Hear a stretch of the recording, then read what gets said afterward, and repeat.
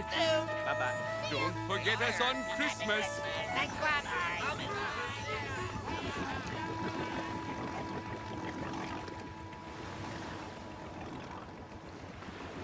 Looks like rough weather ahead. Maybe we should turn back. I'd kinda hate to miss my date with Clarice. That doe certainly has you head over hooves, doesn't she? Who told you? Everyone in Christmastown knows. They do? Haven't you told each other? Well, not in so many words. Last I counted, it was just 3. Oh, I've tried, Hermey, but the words won't come. I know what you mean.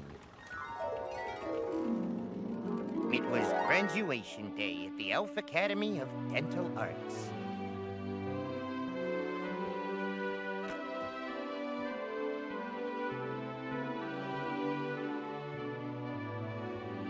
Congratulations, Hermey!